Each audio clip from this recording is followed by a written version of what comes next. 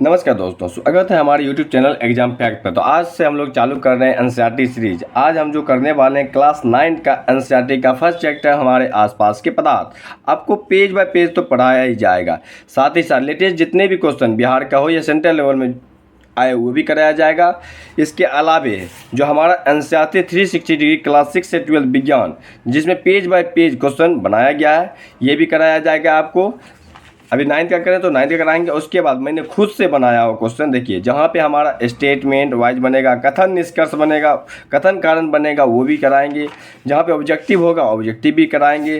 पूरा चैप्टर को सही तरह डिजाइन किया गया, आप पढ़ते जाइएगा और क्वेश्चन भी लगा लगेगा। इससे बाहर अगर एग्जाम में क्वेश्चन पूछता है एनसीईआरटी से, इससे बाहर नहीं जाएगा। तो बिना समय गंवाए हम लोग चलते हैं अपने टॉपिक पर, जो कि आज का टॉपिक है हमारे आसपास के पदार्थ, चैप्टर नंबर 1। सबसे पहले पढ़ना है पदार्थ कहते किसको हैं। पदार्थ कहते किसको हैं? बचपन से हम लोग पढ़ते आ रहे हैं। पदार्थ वे होते हैं जिनकी आकार और आकृति निश्चित होती है। जिनकी आकार और आकृति क्या होती है? निश्चित होती है, जिसे हम अपनी ज्ञान इंद्रिय द्वारा अनुभव कर सकते हैं। क्या कहलाता है? पदार्थ कहलाता है। पदार्थ देखिए, अपने चारों नजर दौरान पर विभिन्न प्रकार की वस्तुएं नजर आती है, जिनका आकार, आकृति और बनावट अलग अलग होती है। जहां आप पढ़ रहे होंगे वहां अनेक प्रकार की वस्तुएं हैं। जैसे स्केल ले लीजिए, इसका आकार देखिए, आप मोबाइल स्टैंड देख लीजिए, इसका आकार देखिए आप, और इसका आकार देखिए। क्या सबका आकार अलग अलग है ना? सबका आकार फिक्स है ना? साथ ही साथ सबको क्या है? आकृति भी क्या है? अलग अलग है, बनावट भी अलग अलग है। ये कुछ स्थान भी घेरते हैं। इसे जब मापेंगे तो कुछ ना कुछ वजन या द्रव्यमान भी होगा। तो ये सभी क्या है? पदार्थ के एग्जाम्पल हैं। ये सभी पदार्थ के उदाहरण। आइए किताब में देखते हैं क्या दिया हुआ है। इस विश्व में प्रत्येक वस्तु जिस सामग्री से बनी होती है ना, उसे वैज्ञानिक ने क्या कहा? पदार्थ बोला। दुनिया में जो भी वस्तु जिससे बना हुआ है वो सभी क्या है? पदार्थ हैं। हवा में जो हम सांस लेने, कहने का मतलब हवा भी क्या है? पदार्थ है। क्योंकि हवा जब बैलून के अंदर भर के उसको मेजर करेंगे तो वो स्थान भी घेरेगा और कुछ ना कुछ द्रव्यमान भी होगा।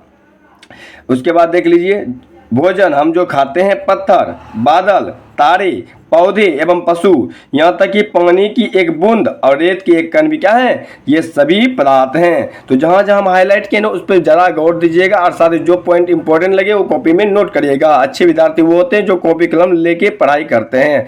जहाँ पर भी नया चीज़ मिले उसको नोट करिएगा, और जहाँ पे रिवीजन का होगा वो रिवीजन करते हुए चले जाना है। ठीक है, तो यहाँ पे एक क्वेश्चन बनेगा जो कि बुक के अंदर भी दिया हुआ है, और ये जो अभी एनसीईआरटी 360 हमने दिखाया था उसमें भी दिया हुआ है, अभी हम बता रहे हैं।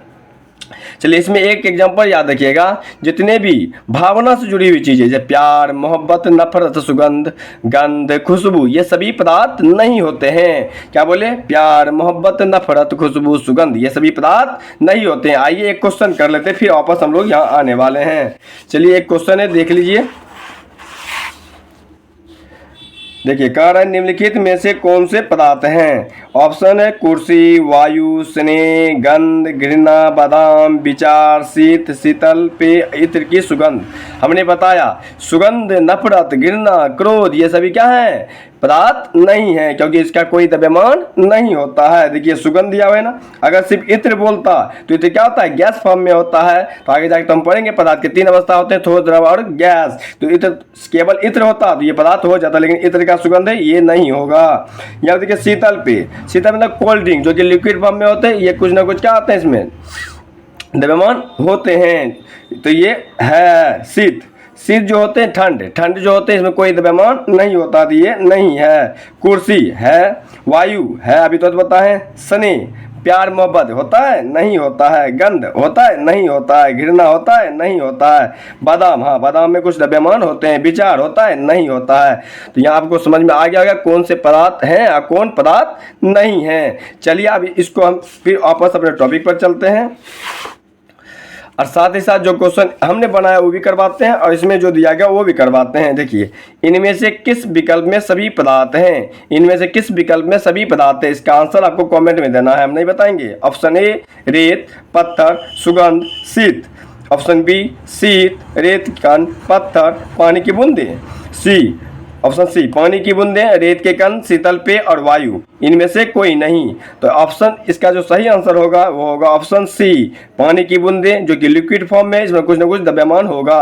रेत के कण जो कि किताब में दिया गया, देखिए आइए अभी हम तो बताएं, पानी की बूंदें और रेत के कण ये तो है ही, साथ ही साथ देखिए इसमें और क्या देगा, शीतल पेय, तो शीतल पेय भी लिक्विड फॉर्म में होता है, और वायु तो अब पता ही है, ये सभी क्या वायु यहाँ पे दिया हुआ है, ये पदार्थ के उदाहरण हैं। चलिए चलते हैं आगे, फिर जैसे ही पढ़ेंगे कुछ क्वेश्चन कर लेंगे ताकि पूरा रिवीजन के साथ हम लोग चैप्टर को ख़त्म कर पाएँ। आगे दिया गया है सभी वस्तुओं का द्रव्यमान, क्या बोला, सभी वस्तुएं, जितने भी दुनिया में वस्तु है, जो पदार्थ है, उसका कुछ ना कुछ क्या होता है, द्रव्यमान होता है। जब उसको मापते हैं तो क्योंकि द्रव्यमान का एसआई मात्रक जो होता है, द्रव्यमान का एसआई मात्रक क्या होता है मेरे दोस्त, किलोग्राम होता है। अब द्रव्यमान किसे कहते हैं, कोई भी वस्तु उसमें जो छोटे छोटे कण से मिलके बने होते हैं, उसी कण का जो मात्रा होता है उसे क्या बोलते हैं, द्रव्यमान। यानी पदार्थ की कुल मात्रा को ही क्या कहते हैं, द्रव्यमान कहते हैं। लिखा हुआ है किसी वस्तु में उपस्थित पदार्थ के कुल परिमाण, परिमाण को ही मात्रा बोलते हैं। यानी किसी वस्तु में पदार्थ की कुल मात्रा को क्या बोल सकते हैं, द्रव्यमान। द्रव्यमान का सही मात्रा क्या है, किलोग्राम। चलिए हम लोग आगे चलते हैं। प्राचीन काल से ही मनुष्य अपने आसपास को समझने का प्रयास करता रहा है। भारत के प्राचीन मतलब पूर्वज, बहुत पुराने समय में दार्शनिक विद्वान जो थे, पदार्थ को कितने मूल तत्वों में बांटा है, 5 मूल तत्वों में वर्गीकृत किया है, जिसे क्या कहा जाता है, पंचतत्व। आप लोग घर में भी सुने, ये जो शरीर है पंच तत्वों में विलीन हो जाते हैं, वही 5 तत्व की बात हो रही है। वायु, पृथ्वी, अग्नि, जल और आकाश है। ये 5 तत्व क्या है भैया, बराबर डिवीजन कीजिए भैया और दीदी, वायु, पृथ्वी, अग्नि, जल और आकाश है। उनके अनुसार इन्हीं 5 तत्वों से सभी वस्तुएं बनी है। यानी प्राचीन दार्शनिक क्या सोच रहे थे, इन्हीं 5 तत्वों से पूरा जो भी वस्तु बना है इन्हीं 5 तत्वों से मिलकर बना होता है, चाहे वो सजीव हो या निर्जीव। तो कौन कौन से हैं, वायु, पृथ्वी, अग्नि, जल और आकाश। चलिए इस पे आधारित एक क्वेश्चन देख लेते हैं। पहले ये क्वेश्चन देखिएगा, पहले 360 डिग्री वाला देखिएगा। हम 360 डिग्री जो सर के द्वारा लिखेंगे उनमें देखिए क्वेश्चन बता रहे हैं, आंसर न चोरी कीजिएगा। चलिए, पौराणिक समय में पदार्थ की प्रकृति के बारे में क्या विचारधारा थी। यदि आप सही से पढ़ रहे होंगे तो इसका आंसर आप दे पाएंगे। पदार्थ लकड़ी के टुकड़ों की तरह सतत होते हैं। पदार्थ रेत के तरह के कणों से मिलकर बने होते हैं। बताइए क्या है, तो इसका सही आंसर होगा ऑप्शन सी। अभी बताइए, पदार्थ रेत के कणों से मिलकर बने होते हैं। ये वाला क्वेश्चन अभी आएगा, तो रुक जाइए। इस क्वेश्चन का आंसर देने के लिए पहले ये क्वेश्चन का आंसर दे दीजिए। इनमें से कौन सा कथन सत्य है, कौन सा कथन सत्य है। कथन 1, पदार्थ, हम बोले ना कथन निष्कर्ष भी क्वेश्चन आएगा, कथन कारण भी आएगा, तो ध्यान से बने रहिएगा। कह रहा है पदार्थ चाहे सजीव हो या निर्जीव संबंधी पूर्व धारणा थी, ये 5 तत्वों से निर्मित होते हैं। एकदम एनसीईआरटी का लाइन उठाएं, यहाँ भी देखिए बोला गया था ना, पदार्थ को 5 मूल तत्वों पर 5 तत्व कहा गया, सॉरी कहा था ना, यहाँ भारत के प्राचीन दार्शनिक ने पदार्थ को 5 मूल तत्वों में वर्गीकृत किया है। तो कथन एक क्या है, सही है। कथन 2, ये 5 तत्व पृथ्वी, अग्नि, जल, वायु और आकाश है। यहाँ देखिए ये नहीं बोल रहा है, ये 5 तत्व जो हैं ये 5 तत्व हैं, वायु, पृथ्वी, अग्नि, जल और आकाश है। यानी इसका मतलब क्या है, कथन 1 भी सही है, कथन 2 भी सही है। तो इसका सही आंसर होने वाला है ऑप्शन नंबर सी, कथन 1 और कथन 2 दोनों सही है। चलिए हम लोग चलते हैं आगे, पढ़ते हैं, फिर क्वेश्चन करेंगे। हम बोले ना लाइन बाय लाइन, आपको लाइन बाय लाइन पढ़ाया भी जाएगा और क्वेश्चन भी कराया जाएगा। आधुनिक वैज्ञानिकों ने पदार्थ को भौतिक गुणधर्म और रासायनिक 2 गुणधर्म, ये जो हम लोग पढ़ रहे हैं इस चैप्टर में हम लोग सिर्फ भौतिक गुणधर्म वाले पदार्थ की अवस्थाओं को पढ़ेंगे। इसके बाद जो चैप्टर आए जिसमें हम लोग पढ़ने वाले हैं तत्व, यौगिक, विलयन, उसमें हम लोग पदार्थ के रासायनिक प्रकृति के बारे में अध्ययन करेंगे, जो कि चैप्टर 2 में मिलेगा।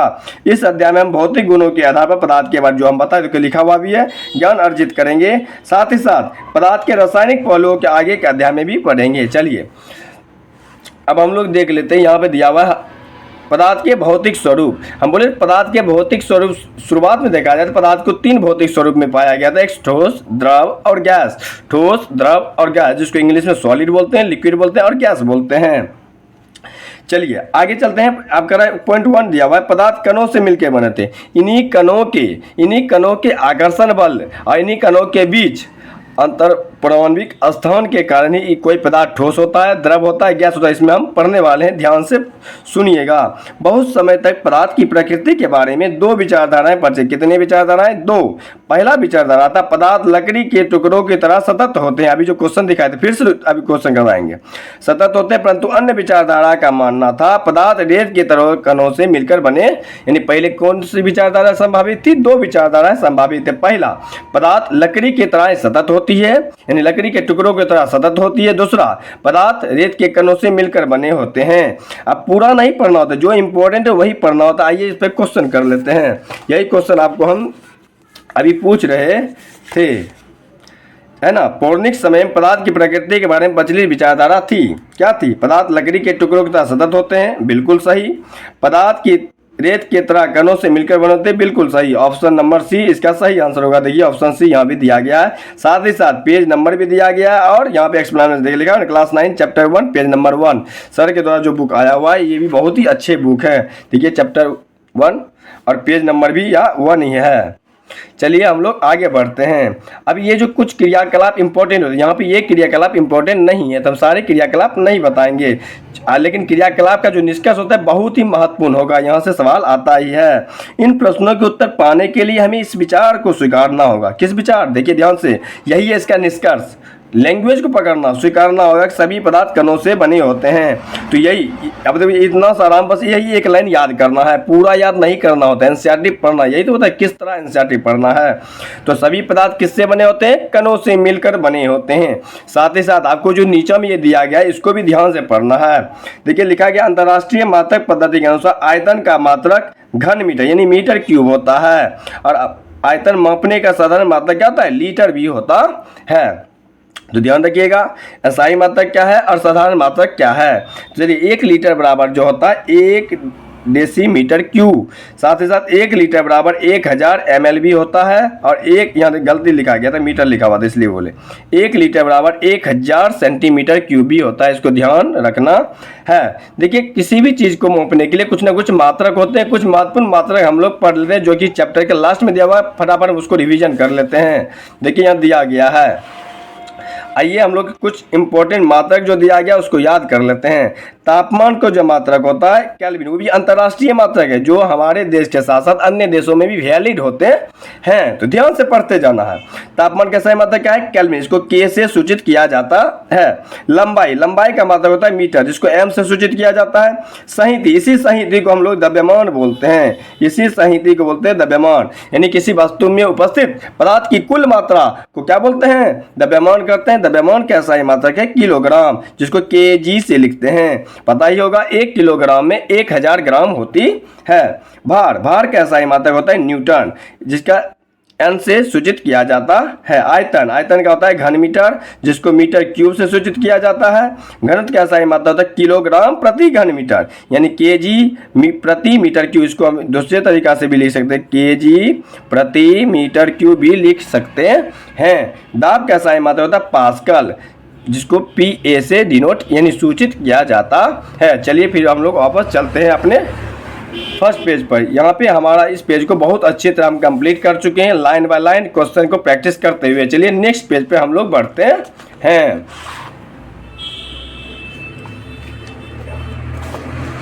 चलिए अगला पेज में देखिए, ध्यान से पढ़ते जाना है।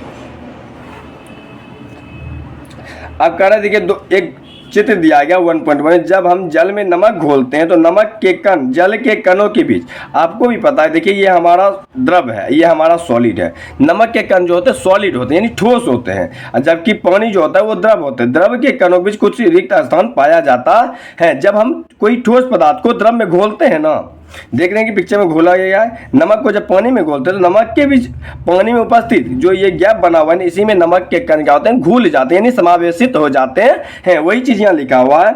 जब हम जल में नमक घोलते हैं, नमक के कण जल के कणों के बीच रिक्त स्थानों में समावेशित हो जाते हैं। इसलिए कोई पदार्थ यदि किसी में घुल रहा है तो उसमें कुछ ना कुछ खाली स्थान होगा ही होगा। उनके कणों के बीच उपस्थित खाली स्थान के कारण ही कोई पदार्थ घुल पाता है। अब यहाँ पे नमक के बदला चीनी भी डाल देगा तो चलेगा, कोई दिक्कत होने वाली बात नहीं है। चलिए अब इस पे आधारित एक क्वेश्चन कर लेते हैं। देखिए हमने खुद से बोले लाइन बाय लाइन क्वेश्चन तैयार किया गया, आपका एक भी क्वेश्चन बाहर नहीं जाने वाला है। कथन दिया गया, नमक व चीनी के कण जल में पूर्णतः समावेशी मतलब घुलना हो जाती है। कारण है जल के कणों के बीच रिक्त स्थान नहीं उपस्थित होने के कारण। देखिए कथन तो बिल्कुल सही है, क्या बोला, नमक और चीनी के कण जल में पूर्णतः समावेशित हो जाते हैं, जो कि लिखा भी है। देखिए यहाँ पे नमक के कण जल के कणों के बीच रिक्त स्थानों में समावेशित हो जाते हैं। रिक्त स्थानों में यहाँ क्या बोल रहा है, कारण देखिए जल के कणों के बीच रिक्त स्थान नहीं उपस्थित है, जो कि गलत है, यानी कारण गलत है और कथन सही है। देख लेते कौन सा ऑप्शन सही है, कथन और कारण दोनों गलत है। नहीं, कथन सही है, कारण गलत है, बिल्कुल सही, कथन सही और कारण गलत है। वीडियो अच्छी लग रही हो तो चैनल को लाइक शेयर सब्सक्राइब जरूर करिए। चलिए हम लोग चलते हैं आगे। अब आगे पढ़ेंगे, फिर क्वेश्चन को डिस्कस करेंगे। अब यहाँ पे देखिए कुछ एग्जाम्पल बोले, सभी क्रियाकलाप को नहीं पढ़ा था, देखिए यहाँ पे बहुत जरूरी था, ये करवा दिए। पदार्थ के ये कण कितने छोटे, अब पदार्थ के कण कितने छोटे हैं, अब इसमें से कोई जरूरी नहीं है, यहाँ से क्वेश्चन नहीं आने वाला है जो बात है। चलिए अब हम लोग यहाँ चलते हैं। पोटेशियम परमैंगनेट के बहुत थोड़े से क्रिस्टल से पानी की बहुत अधिक मात्रा में रंगीन हो जाती है। इसमें या अभी बोले ना, निष्कर्ष को पढ़ना है। निष्कर्ष, ये जो प्रयोग किया गया ना, इसका निष्कर्ष दिया गया है। पोटेशियम परमैंगनेट जिसका फॉर्मूला था KMnO4 केवल एक क्रिस्टल में कई सूक्ष्म कण होंगे। ये कण छोटे छोटे कणों में टूट यानी विभाजित हो जाते हैं। अंततः एक स्थिति में ये कण छोटे भागों में विभाजित नहीं किए जाते। यानी कहने का मतलब होता है पदार्थ के एक ऐसी अवस्था है जब ये कण टूटने वाले नहीं होंगे। चलिए अब यहाँ पे देखिए डिब्बा में क्या है, डिब्बे वाले पॉइंट, जितने भी एनसीईआरटी में डिब्बा वाला पॉइंट हो, कुछ कलर में लिखा हो तो उसको ध्यान से पढ़ना है। पदार्थ के कण बहुत छोटे होते हैं, इतने छोटे कि हम अपने नग्न मतलब खुली आंखों से इसे देख नहीं सकते हैं। अगला देखते हैं, अब कह रहा है पदार्थ के कणों के अभिलक्षणीय गुण, यानी कहने का मतलब है पदार्थ के कणों में कौन कौन से गुण पाए जाते हैं। आइए उसको हम लोग पढ़ते हैं। पदार्थ के कणों के बीच रिक्त स्थान होता है, तो हम बताएं जब हम सॉलिड लिक्विड गैस तीनों को देखते हैं, जब हम सॉलिड लिक्विड गैस तीनों को देखते हैं। आइए यहाँ पे कुछ फोटो दिया गया, हम इसको देख लेते हैं। यहाँ देखिए ये है सॉलिड यानी ठोस, ये दिया हुआ है लिक्विड यानी द्रव, और ये दिया हुआ है गैस। जब इसके कणों के बीच का स्थान देखिएगा, देखिए सॉलिड में कणों के बीच का स्थान है बहुत न के बराबर है, थोड़ा सा भी स्पेस नहीं। वहीं द्रव के कणों के बीच देखते हैं, देखिए थोड़ा थोड़ा गैप बना हुआ है। यह हमारा एनसीईआरटी बुक का फोटो है। गैस में देखिए बहुत दूर दूर कण बैठे, यानी इसके कणों के बीच की दूरी बहुत ज़्यादा, यानी स्थान बहुत ज़्यादा होता है। यही पूछता है, बताइए पदार्थ के कणों के बीच का रिक्त स्थान पूछा है कि किसमें ज्यादा होता है। अगर यहाँ पे क्वेश्चन हम बना सकते हैं, सबसे ज्यादा रिक्त स्थान किसमें होता है, ठोस में। ठोस में होता है, सॉरी ठोस में नहीं होता है। यहाँ पे लिख देते हैं द्रव और यहाँ पे लिख देते हैं गैस। अब आपको बताना है ये वाला सही हम लिखें कि नहीं, यानी गैस में द्रव के कणों के बीच रिक्त स्थान ज्यादा होता है, द्रव में ठोस के कणों के बीच रिक्त स्थान ज्यादा होता है, ठोस में नगण्य होता है, इनके कणों के बीच रिक्त स्थान न के बराबर होता है। तो ये वाला आपको याद रखना है। अब यहाँ पे देखिए लिखा हुआ है, जब हम चाय कॉफी या नींबू पानी बनाते हैं तो एक पदार्थ के कण दूसरे में रिक्त स्थानों में समावेशित हो जाए, जो कि हम ऊपर ही क्वेश्चन करवा चुके हैं। वही कह रहा है कि ये इसलिए घुल पाते हैं, इनके कणों के बीच पर्याप्त रिक्त स्थान होते हैं। उम्मीद है कि यहाँ तक आपको कोई दिक्कत नहीं हुआ होगा। तो आपको कोई पूछ देगा, बताइए चीनी का जो शरबत पानी में घोल के बनाया जाता है तो चीनी कहाँ गायब हो जाता है, तो आपको बताना है कि पानी के कणों के बीच जो रिक्त स्थान है उसी में चीनी क्या हो जाते हैं, पूर्णतः समायोजित यानी समावेशित हो जाती है। अब अगला क्वेश्चन टॉपिक है, पदार्थ के कण निरंतर गतिशील हैं। पदार्थ के कण क्या है, निरंतर गतिशील हैं। तो इस पर आधारित कुछ क्वेश्चन भी होने वाला है, तो करके जाना है। तो ये क्रियाकलाप पढ़ने से कोई फायदा नहीं है। यहाँ भी क्रियाकलाप देगा, हम कुछ नहीं पढ़ेंगे, सीधे हम लोग आने वाले हैं यहाँ। आइए जो निष्कर्ष कर रहा है, पदार्थ के कण निरंतर गतिशील होते हैं, अर्थात इसमें गतिज ऊर्जा होती है। आपको भी पता है कोई भी कण, अब गति का परिभाषा क्या है, समय के साथ स्थान में परिवर्तन होगा तभी हम कह सकते हैं कोई वस्तु क्या है, गति में है। अब आप भी बताइए, फिर से वापस जा रही इस फोटो पे आइए। अब बताइए सबसे फ्रीली कौन घूम सकता है, इसके कण घूम सकते हैं, इसके कण घूम सकते हैं या इसके कण घूम सकते हैं।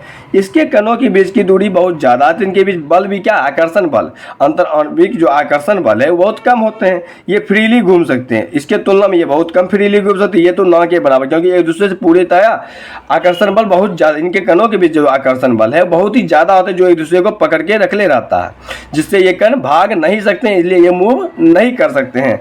इसमें जैसे थोड़ा सा हिट देंगे ये कण तुरंत दूर दूर दूर तो ही है, थोड़ा सा हीट पाके और तेज़ी से मूव करेंगे। इसमें अगर हम हीट देते हैं तो इसके कण तो पहले धीरे धीरे हटेंगे और थोड़ा इसके तुलना में थोड़ा कम मूव करेंगे।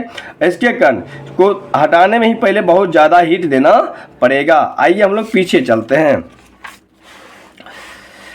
अर्थात इसमें गतिज पदार्थ के कण निरंतर गतिशील होते हैं, इसमें गतिज ऊर्जा होती है। अभी आपको बताएं किसके कण तेजी से जा सकते हैं, तो गैस के कण। किसके कण? गैस के कण जो है बहुत तेजी से गति कर सकते हैं, क्योंकि इनके कणों के बीच दूरी बहुत अधिक होता। तो जैसे इसका टेम्परेचर ताप देंगे इसमें या हीट बताएंगे तो ये तेजी से भागेंगे। तो किसका गतिज ऊर्जा ज्यादा होगा? तो गैस में सबसे ज्यादा गतिज ऊर्जा होगा, उसके बाद द्रव में, उसके बाद ठोस में। आ जाइए, तापमान बढ़ने से, देखिए जो हम उधर बताए फिर यहाँ लिखा हुआ है, तापमान बढ़ने से कणों की गतिज ऊर्जा तेज हो जाती है, इसलिए हम कह सकते हैं तापमान बढ़ने से कणों की गतिज ऊर्जा भी बढ़ जाती है। यानी तापमान बढ़ने से कणों के बीच की दूरी बढ़ जाती है, जिससे उसका गति भी तीव्र हो जाती है, जिससे उसका गति भी क्या हो जाता है? तीव्र हो जाता है। रुकिएगा थोड़ा सा। चलिए एक क्वेश्चन है, आप कर लेते हैं, उसके बाद आप चलिए हम बोले ना आपको एनसीईआरटी 360 डिग्री साथ साथ कराया जाएगा, उसमें आपको कोई दिक्कत नहीं होने वाला। चलिए आंसर देना है। पदार्थ के कणों के बारे में सही कथन का चयन कीजिए। देखिए आया ना, हम क्या बोले, तापमान बढ़ाने पर उनके कणों की क्या होता है? मूवमेंट तेजी हो जाता है। किसमें? गैस के कणों के बीच की दूरी ज्यादा होने के कारण थोड़ा सा भी ताप आता है, ये तेजी से मूव करते हैं। तो जिसके कणों के बीच की दूरी जितना अधिक होगा वो उतना तेजी से गति कर पाएगा। चलिए हम क्वेश्चन करते हैं। पदार्थ के कणों के बारे में सही कथन को आपको चयन करना है। देखिए अपने आप से ईमानदारी बरतना है। तापमान बढ़ने से पदार्थ के कणों की गतिज ऊर्जा घटती है। क्या बोला? तापमान बढ़ने से घटती है ना? ना ना ना, तापमान बढ़ने से पदार्थ के कणों की गतिज ऊर्जा बढ़ती है। हम कुछ नहीं बोलेंगे, आपको आंसर देना। अभी तापमान बढ़ने से विसरण धीमा हो जाता है, एकदम गलत। अभी विसरण पढ़ेंगे तब फिर आएंगे। पदार्थ के कण स्थिर होते हैं, ये तो अभी पढ़ाए थे ना। पदार्थ के कण निरंतर गतिशील होते हैं, ये भी गलत है। तो ये गलत, तो सही कौन हो गया? Option number B. देखिए ऑप्शन नंबर बी बिल्कुल सही आंसर है। चलिए हम लोग चलते हैं अब आगे।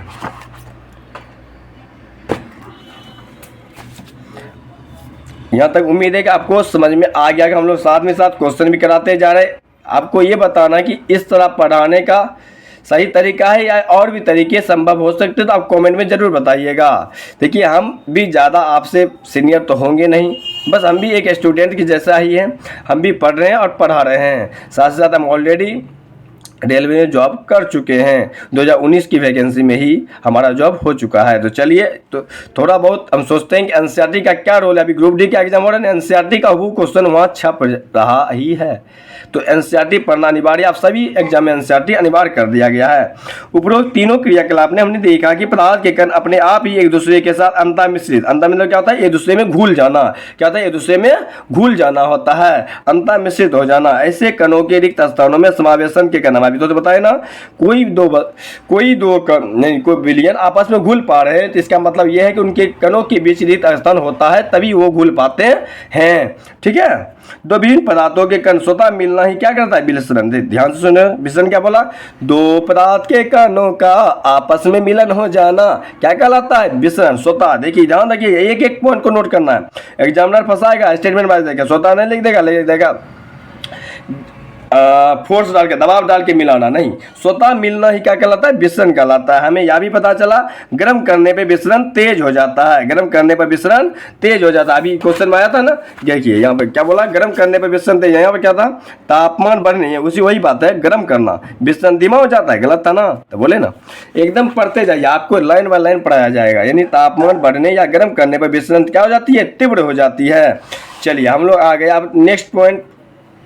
हम जो पढ़ रहे हैं पदार्थ के अभिलक्षणिक गुण, उसमें तीसरा गुण है पदार्थ के कण एक दूसरे को आकर्षित करते हैं। तो ये भी याद है, पदार्थ के कण एक दूसरे को क्या करते हैं? आकर्षित करते हैं। जैसा कि आप देख लीजिए, ऐसा जब हाथ पकड़म पकड़ी खेला है तो एक लड़की दूसरे लड़की, सभी डांस कर रहे हैं ना, एक दूसरे को क्या करें? अट्रैक्शन करें, जिससे कोई भी गिर नहीं पाता है। जो लिखा हुआ है, दूसरा समूह दूसरे का हाथ पकड़ के मानव श्रृंखला बना रहे हैं। चलिए अब ये क्रियाकलाप भी कोई जरूरी नहीं है, तो हम लोग चलते हैं नेक्स्ट पेज पर सीधे। चलिए आ गए क्रियाकलाप 1.8। कॉपी भी रखेंगे तब ना जी, कौन सा क्वेश्चन कराना है, कहाँ पे कराना है, तो ध्यान रहेगा। चलिए कह रहा है उपरोक्त तीनों क्रियाकलाप पदार्थ के कणों के बीच एक बल कार्य करता है या बल कणों को एक साथ रखता है जिसको आकर्षण बोले ना। अब पूछेगा आकर्षण बल सबसे ज्यादा किस में होता है, तो आपको बताना है जिनके कणों के बीच का स्थान, जिनके कणों के बीच का जो रिक्त स्थान है वो बहुत कम होगा, उसमें आकर्षण बल ज्यादा होगा, यानी चिपका होगा, उसको आकर्षण बल क्या होगा, ज्यादा होगा। तो कहने का मतलब हम बताए थे ठोस के कणों के बीच क्या होते हैं, रिक्त स्थान कम होते हैं, तो इसमें आकर्षण बल ज्यादा होगा। द्रव और उसके बाद गैस होगा। तो इसको जब हम लोग पढ़ने वाले ठोस, द्रव और गैस, ठोस, द्रव और गैस। इरेजर कहाँ चला गया? तो ठोस में सबसे ज्यादा होगा क्या, आकर्षण बल, द्रव में उससे कम, गैस में उससे कम आकर्षण बल होने वाला है। चलिए आगे चलते हैं हम लोग पदार्थ की अवस्था है। अब आ गया पदार्थ की अवस्था। अब हम लोग पढ़ने वाले वही ठोस, द्रव और गैस। ये तो हम पहले से पढ़ते आ रहे इसलिए हम लोग बता दिए, हमको बताने की कोई दरकार नहीं था। अब आप लोग को फटाफट आंसर देते जाना है। चलिए एक क्वेश्चन आपसे पूछते हैं, बताइएगा करेक्ट कारण बताइए। इसी का हम लोग ऑब्जेक्टिव फॉर्म में हम लोग एग्जाम देते हैं तो उसमें क्वेश्चन आता है। गर्मा गर्म खाने की गंध कई मीटर दूर से ही आपके पास पहुंच जाती है, लेकिन ठंड खाने की मग लेने के लिए आपको उसके पास जाना पड़ता है। क्या क्या कारण है? तो विसरण यानी इनके कणों के बीच की दूरी जितना अधिक होगा। और देखिए गर्मा गर्म इसलिए क्योंकि ताप बढ़ गया, टेम्परेचर बढ़ गया, और टेम्परेचर इंक्रीज होने से क्या होता है, गैस के गंध दूर दूर भागते हैं, इसलिए गर्मा गर्म खाने की गंध दूर से ही पता चल जाता है और ठंडे खाने की गंध पता नहीं चलता है। चलिए आपको ये क्वेश्चन कमेंट में देना है इसका आंसर। स्विमिंग पूल में गोताखोर पानी काट पाता है क्यों, किस गुण के कारण? आपको सिर्फ गुण लिखना है, देखते हैं आप लोग कितने सिंसियर हैं। चलिए आप पदार्थ के कणों की क्या विशेषता सब तो पढ़ा चुके हैं। पदार्थ के कण निरंतर गतिशील होते हैं, पदार्थ के कणों के बीच रिक्त स्थान होते हैं, पदार्थ के कणों के बीच आकर्षण बल होते हैं। ये तीनों गुण हम लोग पीछे पढ़ चुके हैं, तो ये सारा क्वेश्चन डील हो चुका है। अब चलिए हम लोग चलते हैं आगे। अगला है पदार्थ की अवस्थाएं। अभी तक हम लोग जब प्राचीन समय से पढ़ते आ रहे हैं तो पदार्थ की कुल 3 अवस्था होती है, ठोस, द्रव और गैस। ठोस, द्रव और गैस। तो ये क्वेश्चन बहुत बार पूछा जा चुका है। पदार्थ की कुल कितनी अवस्थाएं होती है, ठोस, द्रव और गैस। इसी चैप्टर में आगे पढ़ेंगे पदार्थ के 2 और अवस्थाओं, जिसमें प्लाज्मा और बोस आइंस्टीन कंडेंसेट पढ़ने वाले हैं, तब बताएंगे वर्तमान समय में पदार्थ की कुल कितनी अवस्थाएं हो जाएंगे, तो 5 हो जाएंगे। चलिए हम लोग देखते हैं पहला ठोस अवस्था। देखिए ये भी जो है क्रियाकलाप कोई काम का नहीं है, बस इसके निष्कर्ष पर हम लोग जाते हैं सीधे।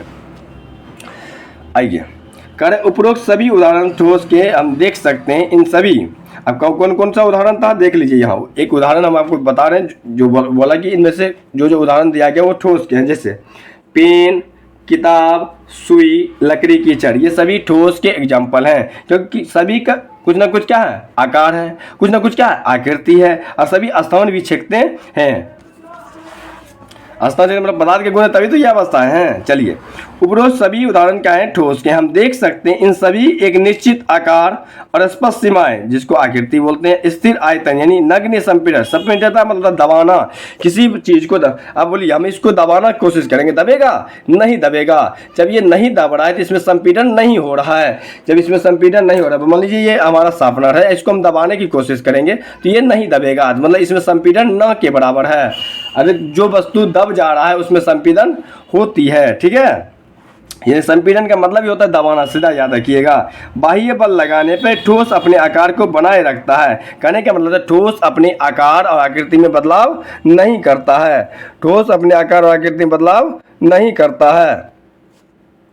ये अपने आकार और आकृति में बदलाव नहीं करता है। किस गुण के कारण? तो ये अपने संपीड़न गुण के कारण।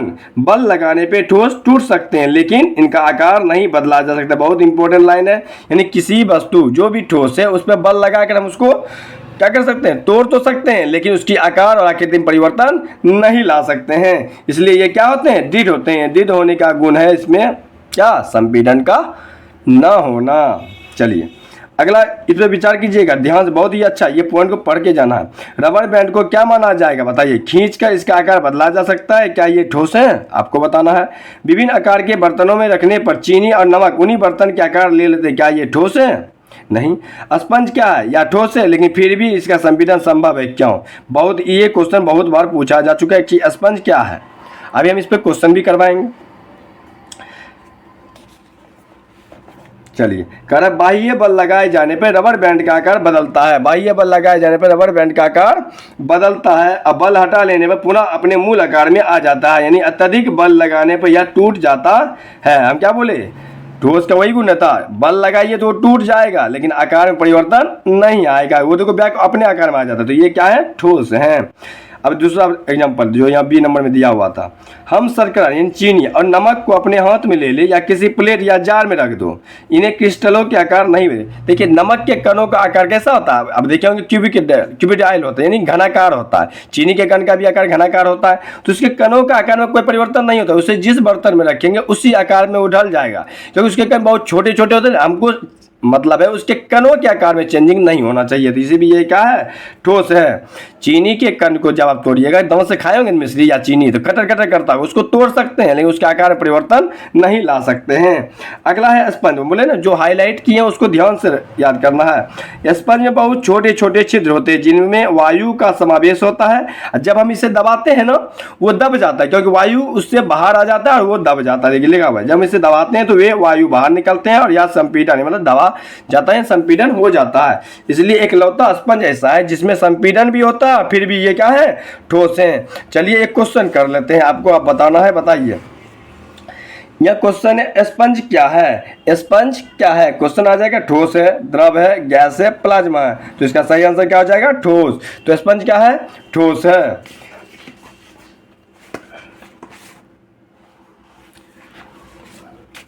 चलिए एक क्वेश्चन यहाँ भी है, हम ये भी करवा देते हैं आंसर 360 डिग्री का। करे बताइए स्पंज ठोस होते हैं, तो अभी क्या बताए, स्पंज ठोस होते हैं, सही है। इसमें संपीड़न संभव है, सही है। क्यों, स्पंज में छोटे छोटे कण होते हैं जिसमें हवा के कण भरे होते हैं, जब इसे दबाते हैं तो हवा बाहर होती है और ये दब जाता है। इसमें दोनों कथन हमारा सही है, देखिए दिया हुआ है ना, दोनों कथन सही है। चलिए तो कैसा लग रहा है वीडियो, कमेंट में जरूर टाइप करते हुए चलेगा। चलिए हम लोग आ चुके हैं अब द्रव अवस्था पर। अब हम लोग पढ़ने वाले हैं द्रव।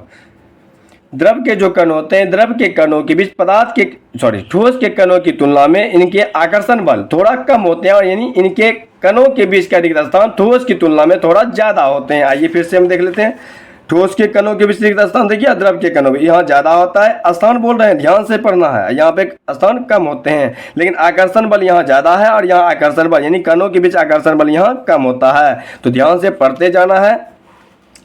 द्रव का आकार नहीं लेकिन आयतन निश्चित होता है, ये आपको भी पता है। जब आप घर में पानी, चाय या कुछ पी रहे होंगे, कभी कप में चाय मिलता होगा, कभी गिलास में, तो आपको चाय का आकार गिलास के आकार का हो जाएगा या कभी कप के आकार का हो जाएगा।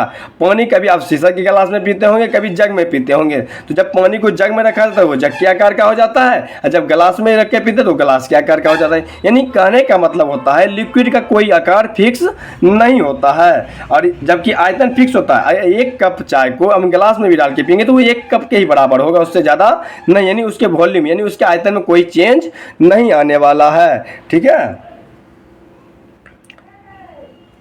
चलिए तो अगला क्या, जिस बर्तन में इन्हें रखा जाए उसी के आकार का, जो हम बता ही चुके हैं। द्रव में बहाव, हाँ द्रव जब पानी को आप कहीं जमीन पर गिराइएगा तो वो क्या टकराना स्टार्ट करेगा, यानी इसमें बहाव होता है, इनका आकार बदलता है, इसलिए ये दृढ़ नहीं होते हैं। कहने मतलब द्रव, अब हम क्या लिख सकते हैं, द्रव। देखिए द्रव लिखेंगे, द्रव क्या होते हैं, आकार क्या होता है, परिवर्तन होता है। आकार क्या होता है, परिवर्तन होता है। आयतन क्या होता है, नहीं परिवर्तन, ये फिक्स होता है। और ये दृढ़ नहीं होते हैं, दृढ़ नहीं होते हैं। चलिए इस पे आधारित एक क्वेश्चन है, वो आपको करके दिखाना है। आइए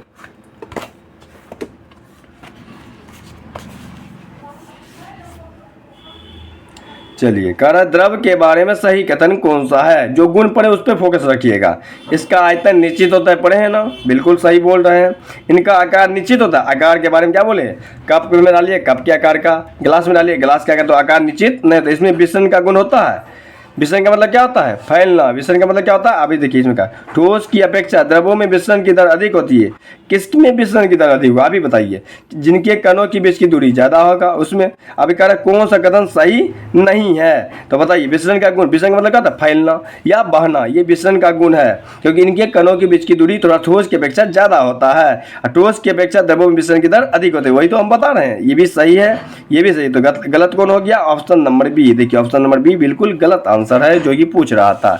चलिए हम लोग अब आगे पढ़ते हैं, फिर क्वेश्चन हम लोग करेंगे। बहुत गर्मी है, फैन को बंद करके नहीं तो आवाज आ जाएगा ना फैन का, इसलिए। क्रियाकलाप 1.4 और 1.4 के संदर्भ में हमने देखा ठोस और द्रव का मिश्रण द्रवों में संभव है। वातावरण की गैस विस्तृत होकर जल में घुल जाए। क्या बोला? गैस जल में, यानी कहने का मतलब है गैस जो है द्रव में घुलित होती है, जैसे ऑक्सीजन, कार्बन डाइऑक्साइड। जलीय जंतु, पता है ना, जो जलीय जंतु होते हैं वो पानी में घुली हुई ऑक्सीजन को लेते हैं। इसका कहने का मतलब होता है ऑक्सीजन द्रव में घुल जाते हैं, यानी गैस द्रव में पूर्णतः समायोजित या समावेशित हो जाती है। यहाँ से ये निष्कर्ष हम लोग निकाल सकते हैं।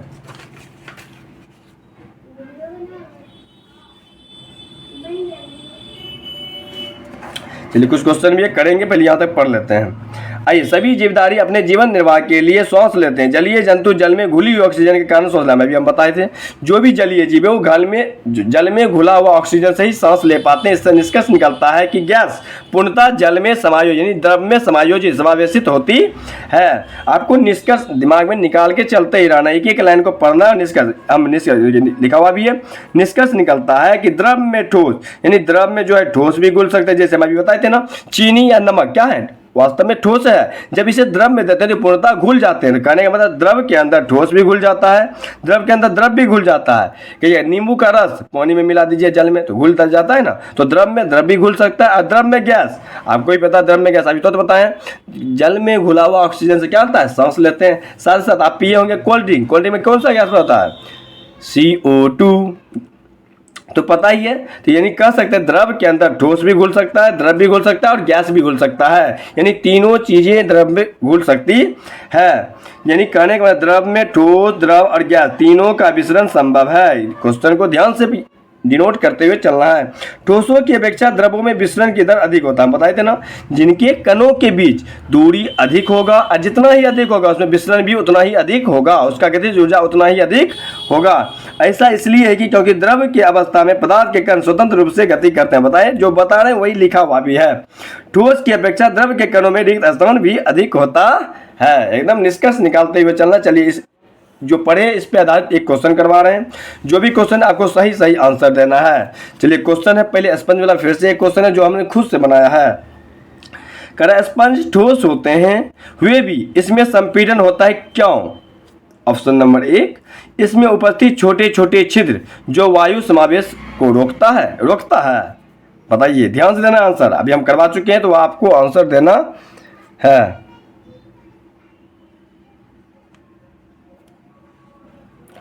इसमें उपस्थित छोटे छोटे छिद्र जो वायु का समावेश कर इसमें संपीड़न में मदद करते हैं। यही ऑप्शन नंबर बी बिल्कुल सही आंसर है। चलिए अगला क्वेश्चन, द्रव में विसरण संभव है? द्रव में विसरण संभव है केवल ठोस में, केवल ठोस और द्रव में का, ठोस, द्रव और गैस का? तो अभी तो बताएं द्रव में विसरण संभव है। देखिए तो ऐसा इसलिए यहाँ देखिए ठोस की अपेक्षा द्रवों में विसरण की दर अधिक होती है। नहीं, निष्कर्ष देखिए, हम निष्कर्ष पर पहुंचते हैं। द्रव में ठोस, द्रव, गैस तीनों का विसरण संभव है। यही क्वेश्चन तो था। द्रव में विसरण संभव है ठोस, द्रव और गैस का, यानी तीनों का। इसका सही आंसर क्या होगा? Option number C. चलिए अब हम लोग चलते हैं गैसीय अवस्था पर। अब हम लोग पढ़ने वाले हैं गैसीय अवस्था। चलिए आते हैं 1 मिनट में। चलिए अब हम पढ़ने वाले गैसीय अवस्था। अभी हम पीछे भी पढ़ चुके हैं। ठोस के कणों के बीच रिक्त स्थान क्या होते हैं? बहुत ही कम होते हैं। द्रव के कणों के बीच ठोस की तुलना में थोड़ा ज़्यादा होते हैं और गैस के कणों के बीच रिक्त स्थान बहुत ही ज़्यादा होते हैं, जो कि हम लोग पहले ही पढ़ चुके हैं। तो चलिए अब कह रहा है, आपने कभी भी उस गुब्बारे वाले पर ध्यान दिया जो गैस के सिलेंडर में बहुत सारे गुब्बारे हवा भरता है? आपको मिला होगा दुर्गा पूजा, गौशाला मेला अगर आपके यहाँ लगता होगा या कोई भी डिज्नीलैंड मेला लगता है तो वहाँ आते हैं ये गैस वाले गुब्बारे, जिसमें हाइड्रोजन गैस भरा जाता है, वो देखिएगा ऊपर छोड़ होता है। अधिकतर दिल वाले गुब्बारे वो मिलते हैं। चलिए, दिल से दिल की बात मिल रही है ना। कह रहा है कुछ क्रियाकलाप है, देख लीजिए। इस क्रियाकलाप आपको नहीं भी अगर पढ़ते कोई दिक्कत होने वाली नहीं है। जहाँ पे इंपॉर्टेंट क्रियाकलाप होगा या उसका निष्कर्ष हम कराते ही जाएंगे। चलिए, इसके हम पहुँचते हैं नीचे। हमने देखा ठोस द्रवों की तुलना में गैसों में संपीड़न। आपको बता दें संपीड़न का मतलब क्या होता है भाइयों। संपीड़न का मतलब होता है दबाना। क्या तो कोई भी चीज़ को दबाना। जब वो दब जाता है तो उसमें संपीड़न अधिक है, यदि नहीं दबता है तो संपीड़न अधिक नहीं है। तो ध्यान, तो संपीड़न के आधार पर इसी तरह आपको भी नोट बनाना, देख रहे हैं ना। तो संपीड़न के आधार पर देखा जाए किस में सबसे ज़्यादा संपीड़न होता है, गैस में, उसके बाद द्रव में, उसके बाद ठोस में। यानी ठोस में संपीड़न की घटना बहुत ही नगण्य, न के बराबर ही होती है। चलिए हम लोग चलते हैं आगे। अब आगे एक क्वेश्चन है, ध्यान से देखिएगा, पढ़ते जाना है और बढ़ते जाना है।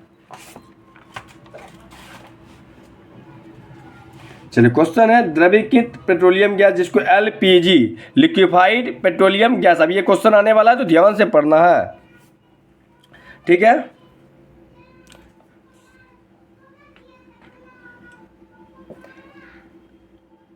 लिक्विफाइड पेट्रोलियम गैस अस्पताल में दिए जाने वाले ऑक्सीजन सिलेंडर। देखते होंगे रोगी को नाक में लगाया जाता है एक सिलेंडर वाला पाइप, तो वो ऑक्सीजन सिलेंडर में संपीड़ित गैस होती है। आजकल वाहनों में भी ईंधन के रूप में संपीड़ित प्राकृतिक गैस सीएनजी, किसका इस्तेमाल करते हैं, सीएनजी का इस्तेमाल करते हैं। किसका इस्तेमाल करते हैं, सीएनजी का इस्तेमाल किया जाता है। इसको बोलते हैं कॉम्प्रेस्ड नेचुरल गैस का उपयोग होता है। संपीड़ितता काफ़ी अधिक हो, ध्यान से, संपीड़ितता दबाव का अधिक होने के कारण गैस के अत्यधिक आयतन को एक कम आयतन वाले सिलेंडर में संपीड़ित किया जा सकता है। अभी क्वेश्चन आएगा तो अगर आप ध्यान से पढ़ रहे हैं तो क्वेश्चन का आंसर दे पाइएगा।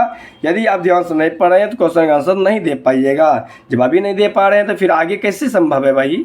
ध्यान से पढ़ना। आसानी से एक स्थान से दूसरे स्थान तक भेजा जा सकता है। किस गुण के कारण, कंप्रेस यानी दबाने, संपीड़न के गुण के कारण इसे किसी भी छोटे लेकिन बड़े आयतन वाले से छोटे आयतन वाले में डालना आसान होता है। करा हमारी नाक तक पहुंचने वाली गंध से बिना रसोई में प्रवेश किए ही हम जान सकते हैं क्या पकाया जा रहा है। ये गंध हम तक कैसे पहुंचती है। खाने की गंध कण वायु में मिल जाते हैं, रसोई में फैलकर हम तक पहुंच जाते हैं। ये गंध के कण दूर से भी जा सकते हैं। पके हुए गर्म खाने की महक हमारे पास तक कुछ क्षणों में पहुँच सकती है। इसकी तुलना ठोस द्रव के मिश्रण से करी तो पीछे ही पढ़ा चुके हैं। क्योंकि जब किसी भी खाना को पकाया जाता है मतलब हीट दिया जाता है, गैस के कण दूर दूर भागते हैं, इसलिए गर्मा गर्म खाने की गंध दूर बैठे ही हमें पता चल जाता। कणों की तेज गति बता ही दिए थे, इनके रिक्त स्थान के कारण ही गैस के कण क्या होते हैं, अन्य गैसों के विसरण की तुलना में तीव्रता अधिक होती है। चलिए अब इस पर एक क्वेश्चन कर लेते हैं। फटाफट आपको क्वेश्चन का जवाब देना है जो हमने तैयार किया, उसमें भी देखते हैं क्वेश्चन है होगा तो कर लेंगे। चलिए क्वेश्चन रहा ये, अभी तो तुम पढ़ा है। एलपीजी का पूरा नाम क्या बताएं, लाइन बाय लाइन पढ़ाएंगे और जहाँ पे भी क्वेश्चन बनता होगा वहाँ हम क्वेश्चन बना के जरूर लाएंगे। एलपीजी का पूरा नाम क्या है, ध्यान से देना answer. Liquid petroleum gas, option number B liquefied petrol gas, option number C liquefied petroleum gas और option number D level of petroleum gas. तो आपको बताना इसका सही आंसर क्या होगा, इसको आपको कमेंट बॉक्स में आंसर देना। इसका आंसर हम नहीं बताने वाले हैं क्योंकि हमने अभी जो बताया उसमें हमने सारा इसका फुल फॉर्म बताया हुआ है। चलिए अभी अगला क्वेश्चन, आधुनिक वाहनों में निम्न में से कौन सी गैस उपयोग होती है। आधुनिक वाहनों में निम्न में से कौन सी गैस उपयोग होती है। मेरे दोस्तों, मेरे भाई बहनों, जरूर आंसर दीजिए। ऑप्शन नंबर है LPG, option number B CNG, option number C CBG, option number D LNG. आपको बताना इसका सही आंसर क्या होगा। अभी तो हम बताएं, आजकल जो वाहनों में यूज होता है वो सीएनजी होता है। देख लीजिए, आजकल वाहनों में ईंधन के रूप में संपीड़ित प्राकृतिक गैस सीएनजी का उपयोग होता है। तो हुबहू एनसीईआरटी का लाइन से ही हम क्वेश्चन तैयार किए हैं। कोई किसी एकदम लेटेस्ट क्वेश्चन अपने दिमाग से बनाया हुआ क्वेश्चन है, वो भी बुक की सहायता से, किसी का कोई कॉपी नहीं है। आप कहीं भी ये क्वेश्चन मिलता है तो कॉपी किया होगा, वो हमारा कॉपी किया होगा। तो चलिए ये इसका सही आंसर होने वाला है सीएनजी। भाई मेरी मेहनत को आप लोग थोड़ा केयर करिएगा और वीडियो अच्छी लगी तो अपने दोस्तों के साथ और सब्सक्राइब करके शेयर भी कर दीजिएगा। चलिए अगला क्वेश्चन देखते हैं। गैस के किस गुण के कारण इसे अत्यधिक आयतन से कम आयतन वाले सिलेंडर में भरा जा सकता है। अभी तो बनाए हैं गैस के किस गुण के कारण, तो गैस में इसमें जो होता है संपीड़न गुण के कारण। अभी तो बताए थे गैस के संपीड़न गुण के कारण से अधिक आयतन वाले से कम आयतन वाले में फोर्स करके दबाया जा सकता है। तो इसका सही आंसर होगा संपीड़न। चलिए देखते हैं और क्वेश्चन है। हाँ देखिए ये भी क्वेश्चन है, अच्छा क्वेश्चन है, करके जाना है। संपीड़न से संबंधित कौन सा विकल्प सही है? कह रहे संपीड़न से संबंधित कौन सा विकल्प सही है? ऑप्शन नंबर ए ठोस ग्रेटर देन द्रव greater than gas, B gas greater than ठोस ग्रेटर देन द्रव, सी द्रव ग्रेटर देन ठोस greater than gas, D gas greater than द्रव ग्रेटर देन ठोस। कहने का मतलब होता है सबसे ज़्यादा वाले आगे है और सबसे कम वाला पीछे है। तो इसका सही आंसर होने वाला है गैस में संपीड़न सबसे अधिक होता है और ठोस में सबसे कम होता है। तो ऑप्शन नंबर डी बिल्कुल सही आंसर होगा। अब देखिए अब यहाँ पे जहाँ पे बोले थे ना जहाँ पे कथन कारण होगा वहाँ कथन, जहाँ कथन निष्कर्ष आएगा कथन। तो कथन वाले सवाल भी हमने खुद बनाया है, बहुत ही अच्छे लेवल का क्वेश्चन आप करते जाइएगा। यदि आप ये चैप्टर को इस तरह पढ़ लेते हैं, अपने से भी पढ़ लेते हैं, तो आपका एक भी क्वेश्चन बाहर नहीं जाएगा। गैस में विसरण बहुत तीव्रता से होती है, क्यों होती है कारण बताना है। कथन नंबर 1 बोला है इनके कणों के तेज गति के कारण, इनके कणों के बोला विसरण क्यों तेज होती है, हम बताए थे ना, क्योंकि गैस के कणों के बीच जो होते हैं दूर दूर बैठे होते हैं, जिसके कारण थोड़ा सा भी हीट देते हैं, ये तेज़ी से भागते हैं। जब तेज़ी से भागेंगे तो ये बहुत तेज़ी से दूर बैठे लोगों को भी सुगंध पहुंचाने का काम करेंगे। तो अब कथन नंबर 1 तो बिल्कुल सही है। कथन नंबर 2 इनके कणों के बीच अत्यधिक रिक्त स्थान होने के कारण, हाँ सही तो बोल रहा है, इनके कणों भी दूर दूर बैठे हैं इसलिए तो तेज़ी से भाग पाते हैं। कथन नंबर 2 भी सही है। तो कथन 1 नहीं, कथन 1 और कथन 2 दोनों बिल्कुल, कथन 1 और 2 दोनों सही हैं। चलिए आप आगे क्वेश्चन करेंगे बाद में, अब यहाँ के बाद फिर पढ़ेंगे तब ना क्वेश्चन करेंगे, एक टॉपिक आगे मिलेगा। चलिए तो हम देख लेते 360 डिग्री का भी जो क्वेश्चन है वो भी कराते चल जाएंगे ना। चलिए क्वेश्चन इसमें भी है, ये भी करते जाना है। अब क्वेश्चन आ रहा है, देखिए हम 5 तक करवा चुके थे। 6 नंबर संपीड़ित गैस निम्न में से किसमें होती है? संपीड़ित किसमें गैस को दबा के भरा जा सकता है? ऑक्सीजन सिलेंडर, अभी तक पढ़ा है, ऑक्सीजन सिलेंडर में भी होता है, देख लीजिए। द्रवीकृत पेट्रोलियम गैस या अस्पतालों में दिए जाने वाले ऑक्सीजन सिलेंडर में संपीड़ित गैस होती है। आजकल वाहनों में ईंधन के रूप में भी संपीड़ित प्राकृतिक गैस सीएनजी होते हैं, यानी तीनों सही है। ऑक्सीजन सिलेंडर गैस भी है, एलपीजी भी है, सीएनजी भी है। ऑप्शन नंबर डी बिल्कुल सही आंसर है। उम्मीद है कि आपको समझ में आ रहा होगा। देख लीजिए ऑप्शन नंबर डी बिल्कुल सही आंसर होने वाला है। अब अगला क्वेश्चन है, देख लीजिए। कह रहे विसरण की दर सबसे अधिक किसमें होती है? अभी तो हम पढ़ा है ना, विसरण की दर सबसे अधिक किसमें होती है? देख लीजिए यहाँ भी लिखा हुआ है विसरण गैस में सबसे अधिक, द्रव, उसके बाद ठोस। तो किसमें होगा? ठोस में, द्रव में, गैस में? तो सबसे अधिक होगा गैस में। ऑप्शन नंबर सी बिल्कुल सही आंसर है। साथ ही साथ हम ये भी करवा चुके जिसमें विसरण की दर अधिक होगा उसके कणों की गति भी अधिक होगा। तो कह रहा है अब अगला क्वेश्चन देखिए, कह रहा है किस पदार्थ के कणों की गति अधिक तीव्र होती है? जिनके कणों के बीच रिक्त स्थान ज्यादा होता है। जिनके कणों के रिक्त स्थान ज्यादा होता है तो गैस। ऑप्शन नंबर सी बिल्कुल सही आंसर होगा। देख लीजिए मजा आ रहा है ना। तो हम बोले एनसीईआरटी 360 डिग्री भी आपको कराया जाएगा और हमने खुद से जो बुक से क्वेश्चन बनाए वो भी कराएंगे, इससे बाहर कुछ नहीं होने वाला है। चलिए अब आगे पढ़ेंगे तब फिर आगे करने वाले हैं। आगे हम लोग चलते हैं।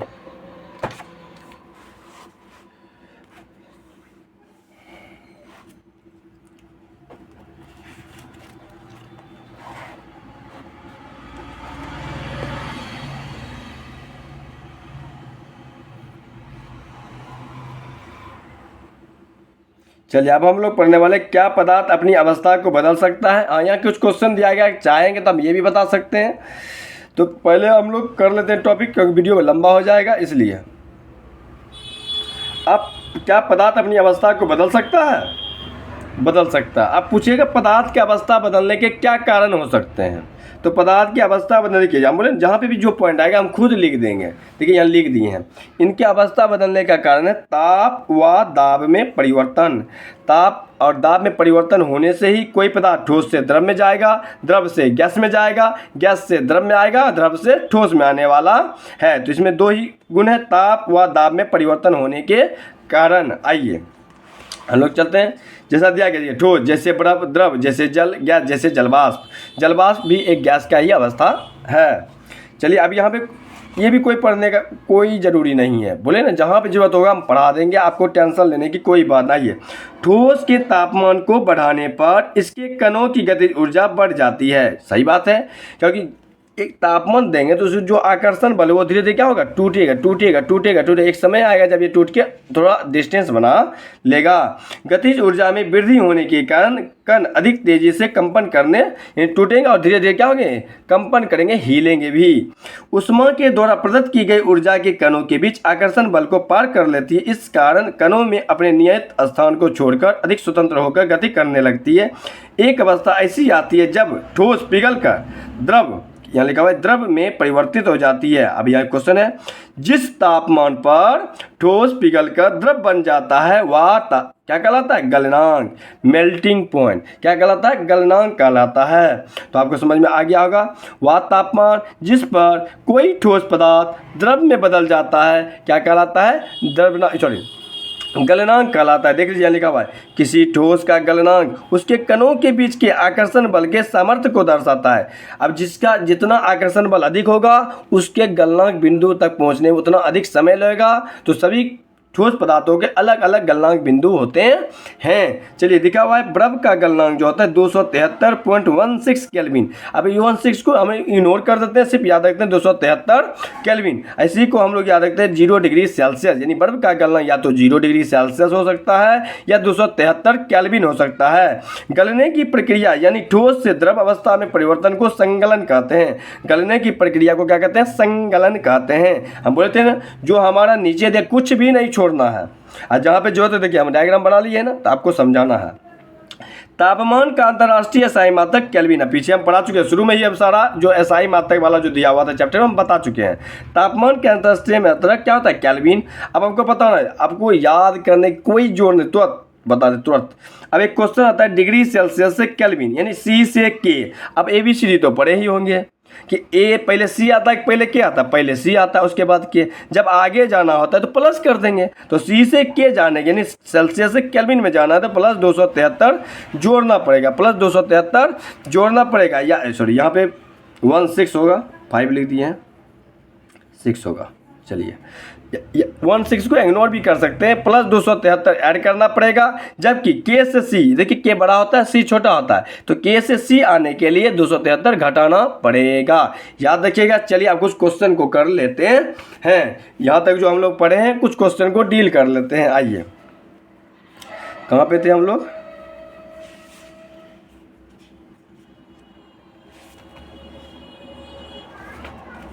चलिए 12 नंबर कह रहा है, किसके कणों की गति और नियमित और अत्यधिक तीव्र होती है। बताइए तो किसके कण नियमित हो सकते हैं, गैस के कण। तो गैस के कण दूर दूर होते हैं, जैसे टेम्परेचर तो भागने लगता है, ठोस द्रव और गैस। चलिए कह रहा है, किसी पदार्थ के अवस्था परिवर्तन का कारण है। देखिए अभी तो हमने बताया, किसी पदार्थ के अवस्था परिवर्तन का कारण। देखिए यहाँ लिखा हुआ है ना, ताप व दाब में परिवर्तन। तो केवल ताप में परिवर्तन नहीं, केवल दाब में परिवर्तन नहीं, ताप व दाब दोनों में परिवर्तन। बिल्कुल सही, ऑप्शन नंबर सी बिल्कुल सही आंसर होगा। चलिए अगला क्वेश्चन, तापमान बढ़ने पे कणों की गतिज ऊर्जा पर क्या प्रभाव पड़ता है, बता देना। जैसे जैसे तापमान बढ़ेगा कणों के बीच की जो दूरियां और बढ़ेगा और तेजी से क्या होगा, भागेगा। तो भागना क्या था, गति था, यानी गतिज ऊर्जा किसमें अधिक होगा, तो तापमान बढ़ने पर गतिज ऊर्जा बढ़ती है। क्या होती है, बढ़ती है। ऑप्शन नंबर ए बिल्कुल सही आंसर होने वाला है। अब क्वेश्चन आ रहा है, गतिज ऊर्जा के संबंध में कौन सा विकल्प सही है। देखिए ये क्वेश्चन बाद में कराएंगे, क्योंकि हम प्लाज्मा बॉन्ड आइंस्टीन कंडेंसेट अभी नहीं पढ़ाए हैं, तो ये क्वेश्चन को लास्ट में कराएंगे, ठीक है। चलिए अगला क्वेश्चन देख लेते हैं। लिखा हुआ है, जिस तापमान पर ठोस पिघलकर द्रव बन जाता है क्या कहलाता है। तो पढ़ा है ना, जिस तापमान पर ठोस पिघलकर द्रव बन जाता है क्या कहलाता है। देखिए तो गलनांक। क्या कहलाता है, गलनांक कहलाता है, ठीक है। तो चलिए आगे आप पॉइंट है, बर्फ का गलनांक होता है 273.16 केल्विन, 0 डिग्री सेल्सियस या दोनों। अभी तो हम बताए थे 0 डिग्री सेल्सियस बोलो या 273.16 केल्विन बोलो, ये दोनों ही बिल्कुल सही है, यानी ऑप्शन नंबर सी इसका सही आंसर होगा। ये भी पढ़ा है, तापमान का एसआई मात्रक क्या होता है। 0 degree Celsius, kelvin, sorry Celsius है, केल्विन, दोनों, रोमन। हमको ऐसा ही पूछ रहा है, सिर्फ मात्रक पूछता ना तो हम यहाँ पे तीनों मात्रक हमारा सही हो जाता। सिर्फ एसआई मात्रक पूछ रहा है तो एसआई मात्रक यहाँ केल्विन होगा। क्या होगा? केल्विन। हमारा बिल्कुल बी ऑप्शन जो होगा सही आंसर होगा।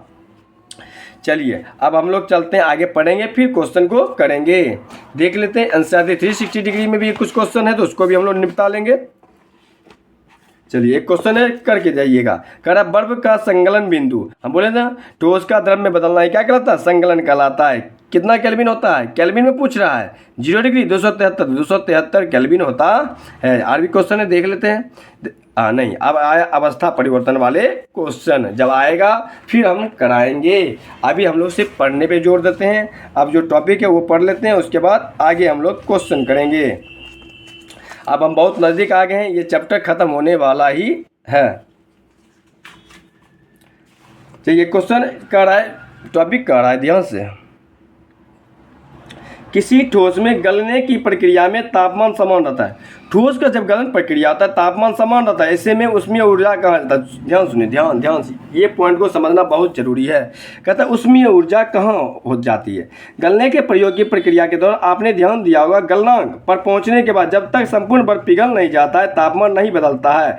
बीकर को ऊष्मा प्रदान करने के बावजूद भी ऐसा ही होता है। कणों के पारस्परिक आकर्षण बल को वशीभूत करके पदार्थ की अवस्था को बदलने में इस ऊष्मा का उपयोग कहने का क्वेश्चन कर के रहा है। यदि हम कोई बर्फ़ है उसमें अगर गर्म करते हैं तो जो गर्म करते हैं वो हीट कहाँ जाता है? वो हीट जाता कहाँ है? तो ये हीट जो जाता है, जो हम बताए थे सॉलिड, देखिए मान लीजिए बर्फ़ के कण है, सॉलिड है, जब इसके गर्म करेंगे ना, जब गर्म करें तो इसके कणों के बीच जो स्थान है आकर्षण बल को तोड़ने में जितना भी हीट देते हैं वो सारा हीट जो होता है इनके कणों के आकर्षण बल को तोड़ने में समाप्त हो जाता है, जिससे ये जब पानी बनते हैं तो इसमें कोई ज़्यादा तापमान का प्रभाव नहीं पड़ता है। पहले की जैसा ही जितना तापमान होता है उतना ही तापमान बरकरार रहता है, यानी तापमान समान ही रहता है। वही बोला जा रहा था। यहाँ देखिए तो इस ऊष्मा यहाँ लिखा हुआ है ना, कणों के आकर्षण बल को वशीभूत मतलब समाप्त करना करके पदार्थ की अवस्था को बदलने में इस ऊष्मा का उपयोग किया जाता है, जिससे मूलतः फलस्वरूप जो होता है कोई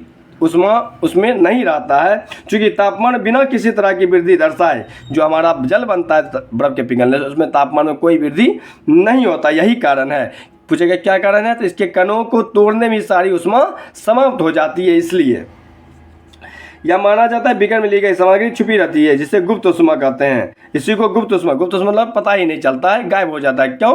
कणों को तोड़ने में। चलिए, वायुमंडलीय दाब पर 1 किलोग्राम ठोस को उसके गलनांक पर द्रव अवस्था में बदलने की जितनी ऊष्मा ऊर्जा की आवश्यकता होती है उसे संगलन की प्रसुप्त ऊष्मा का यानी गुप्त ऊष्मा कहते हैं। 0 डिग्री सी 273 केल्विन जल के कणों की ऊर्जा उसी तापमान बर्फ के कणों की ऊर्जा से अधिक होती। क्या बोला?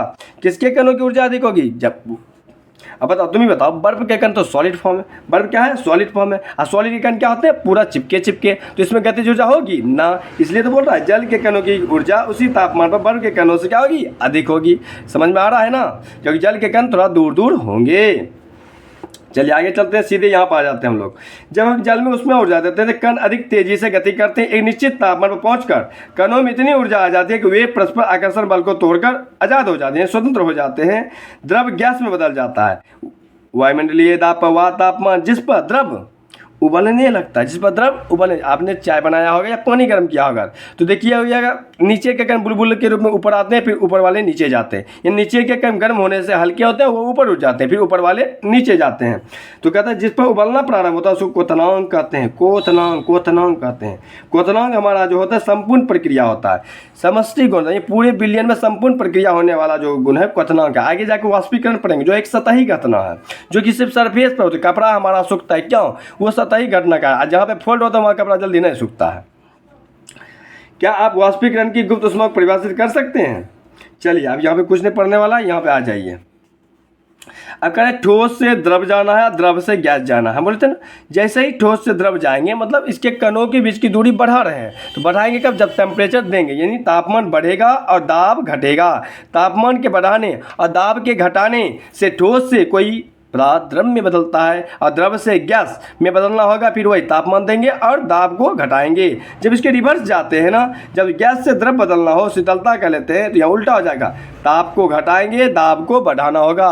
दाब को बढ़ाएंगे और ताप को घटाएंगे। द्रव से ठोस में जाएंगे जैसे अब यहाँ पे एक एग्जांपल हो गया, गैस से देखिए द्रव, लिक्विड पेट्रोलियम गैस एलपीजी को लिक्विड फॉर्म में बदलते हैं ना सिलेंडर में, तो यही होता है। क्या करते हैं, दाब ज़्यादा लगाते हैं और टेम्परेचर बहुत ही कम देते हैं, जिससे वो क्या होते हैं, भरा जाता है। द्रव से ठोस में बदलना होता है, ताप को घटाना, दाब को बढ़ाने का। लिखा हुआ भी हम कह सकते हैं तापमान बदल कर हम पदार्थ को एक अवस्था से दूसरी अवस्था में बदल सकते हैं। चलिए अब हम लोग चलते हैं, अगला जो है टॉपिक हमारा है ऊर्ध्वपातन। अब ये क्रियाकलाप बहुत ही इंपॉर्टेंट है, यहाँ से क्वेश्चन आता है, इसलिए ये हम छोड़ नहीं सकते हैं। करें, गर्म करने पे पदार्थ की अवस्था बदल जाती है। गर्म होने पर ठोस से द्रव, द्रव से गैस बन जाता है। लेकिन कुछ ऐसे पदार्थ भी हैं जो द्रव अवस्था में परिवर्तित हुए बिना यानी सीधे ठोस से कहाँ जाते हैं, गैस में। सीधे ठोस से कहाँ जाते हैं, गैस में। अब कपूर, अमोनियम क्लोराइड का फॉर्मूला पता है NH4Cl, कपूर, ये सभी जो होते हैं इसे जब गर्म करते हैं या थोड़ा सा हीट दिया जाता है, ये बिना द्रव में परिणत हुए सीधे कहाँ चला जाता है, गैस में। द्रव अवस्था में परिवर्तित हुए बिना ठोस अवस्था से सीधे गैस और वाष्प ठोस बदलने की प्रक्रिया को ऊर्ध्वपातन कहते हैं। यानी पूछेगा ऊर्ध्वपातन किसे कहते हैं। ऊर्ध्वपातन वह प्रक्रिया है जिसमें कोई ठोस सीधे गैस में बदल जाती है, याद रखना है। चलिए आप देखिए, लिखा हुआ है ना, दाब में परिवर्तन के प्रभाव। कहते दाब बढ़ाने या घटाने से पदार्थ की अवस्था में परिवर्तन होता। अभी पूरा नहीं पढ़ना है, हम आपके काम को थोड़ा आसान करने में मदद कर रहे हैं ताकि पढ़ना क्या है खुद से भी पढ़ पाए। दाब बढ़ने और घटाने से पदार्थ की अवस्था परिवर्तन हो सकता है। आइए, दाब के बढ़ने और तापमान घटने से गैस द्रव में बदल सकता है। हम यही लिखे थे, देखिए क्या लिखा है, दाब के बढ़ने और तापमान घटने और दाब का बढ़ने से क्या बोल रहा है, गैस का द्रव में बदलता है। तो आपको भी ऐसे कीवर्ड लिखते जाना, जब आप पढ़िएगा फटाफट रिवीजन होगा। देखिए एक एग्जांपल दिया हुआ है, ठोस CO2 जिसको हम लोग ड्राई आइस बोलते हैं। क्या बोलते हैं, ड्राई आइस, ड्राई शुष्क बर्फ, जिसमें जो होता है ठोस कार्बन डाइऑक्साइड रखा होता है। जब वायुमंडलीय एक एटमॉस्फेयर एक ATM ठोस CO2 द्रव अवस्था आए बिना सीधे गैस में बदल जाता है। यही कारण है कि ठोस CO2 को हम लोग ड्राई आइस भी कहते हैं। एक पॉइंट दिया गया, देखिए, ठोस से द्रव, द्रव से गैस, गैस से ठोस। ये वाला डायग्राम याद रखना, इससे बहुत सारे क्वेश्चन आते हैं। अब हम लोग टॉपिक खत्म करके ही क्वेश्चन पूरा कर लेंगे एक साथ। ठोस से द्रव में परिवर्तन की क्रिया को हम लोग बोलते हैं संगलन। ठोस से द्रव में बदलना क्या कहलाता है, संगलन। अब बताइए, ठोस से द्रव में जाएगा, कॉमेंट में आंसर देना। ठोस से द्रव में जाना है तो क्या करना पड़ेगा, ठोस से द्रव में जा रहा है, टेम्परेचर बढ़ाना पड़ेगा, दाब घटाना पड़ेगा। द्रव से गैस, टेम्परेचर बढ़ाना पड़ेगा, दाब घटाना पड़ेगा। गैस से ठोस, अब उल्टा हो रहा है, गैस से ठोस और ठोस से गैस से अगर ठोस जाना है, इस प्रक्रिया को क्या बोलते हैं, ऊर्ध्वपातन बोलते हैं। तो ऊर्ध्वपातन नहीं, अवसादन बोलते हैं। यहाँ पे लिखना चाहिए अवसादन। ये क्वेश्चन बहुत बार आ चुके हैं, या याद ना, अवसादन याद रखिए। चलिए, अब सीधे ठोस से गैस में जाएगा तो इसको बोलते हैं ऊर्ध्वपातन। ठोस से गैस बनने पर ऊर्ध्वपातन। गैस से द्रव में जाना तो बोलेंगे संघनन। और गैस से द्रव में जाना तो क्या करते हैं, दाब को बढ़ाते हैं, तापमान को घटाते हैं। द्रव से ठोस जाएंगे तो इसको बोलते हैं क्या, बोलिए, फ्रीजिंग यानी जमना। फ्रीजिंग यानी जमना, इसको बोलते हैं जमना या फ्रीजिंग। हिमकरण या हिमीकरण, जो भी बोलना है। यहाँ पर भी क्या, टेम्परेचर घटाएंगे, दाब बढ़ाएंगे। तो उम्मीद है कि ये पॉइंट समझ में आ गया होगा। चलिए अभी इस क्वेश्चन का आंसर बता सकते हैं क्या, करें तापमान को सेल्सियस में बदलिए। आपको बता दें K से C में जाना है, तो K बड़ा है, C छोटा है, 273 घटाना है। इसमें क्या करना पड़ेगा, 273 घटाना पड़ेगा। ठीक है, चलिए अभी करें सेल्सियस से केल्विन में जाना है। अब सॉरी, कह रहा है जल की भौतिक अवस्था। आपको बताओ 100 डिग्री सेल्सियस में जल क्या होता है, बोलना प्रारंभ होता है। तो जल का कौन सी अवस्था होगा, यहाँ तो हमको लगता है गैस अवस्था होगा, यहाँ भी क्या वाष्प बनने की अवस्था पर होगा। तो आपको बताना है। चलिए हम लोग चलते हैं वाष्पीकरण। पदार्थ की अवस्था बदलने की क्या सदैव उष्मा देना या दबाव बदलना आवश्यक है। क्या अपने दैनिक जीवन में ऐसा कोई उदाहरण दे सकते हैं जिसमें बिना क्वथनांक पर पहुंचे कोई द्रव वाष्प बदलता है, तो इस घटनाओं को ही वाष्पीकरण कहते हैं। यानी क्वथनांक बिंदु पर पहुंचने से पहले वो वाष्प यानी जलवाष्प के रूप में गैस में परिणत हो जाना है, क्या कहलाता है, वाष्पीकरण कहलाता है। तो परिभाषा को ध्यान से समझना है। कह रहा है, देखिए, गीले कपड़े सूख जाते हैं। इन दोनों उदाहरण में जल का क्या है, हम जानते हैं पदार्थ के कण हमेशा गतिशील होते हैं। ये बहुत ही अच्छा क्वेश्चन है। पदार्थ के कण क्या होते हैं, हमेशा ही गतिशील होते हैं, कभी रुकते भी नहीं होते हैं, यानी सतत होते हैं। एक निश्चित तापमान पर गैस द्रव ठोस के कणों में विभिन्न मात्रा में गतिज ऊर्जा भी होती है, हम लोग पीछे पढ़ चुके हैं। द्रव के सतह पर स्थित कणों के कुछ अंशों में इतनी गतिज ऊर्जा होती है कि वे एक दूसरे कणों के आकर्षण बल से मुक्त हो जाते हैं, पीछे पढ़ चुके हैं। गतिज ऊर्जा कब बढ़ती है? जब तापमान बढ़ता है तो गैस में सबसे अधिक होता है, ठोस में सबसे कम होता है।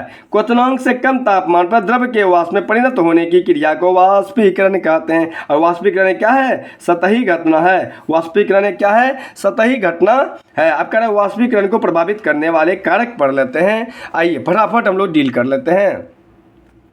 कह रहा है वाष्पीकरण अब सतह क्षेत्र बढ़ने यानी सरफेस एरिया, जब कपड़ा को पूरा पसार के दीजिएगा तो धूप की रोशनी पूरे कपड़े पर लगे, यानी सरफेस एरिया ज़्यादा होगा तो जल के जो कण है वो वाष्प बन के तेज़ी से उड़ पाएंगे और जो कपड़ा है वो जल्द ही सूख जाएगा। तो सरफेस एरिया बढ़ने से वाष्पीकरण बढ़ती है। सरफेस एरिया बढ़ेगा तो वाष्पीकरण भी बढ़ेगा। वाष्पीकरण एक सतही प्रक्रिया है, बताए थे।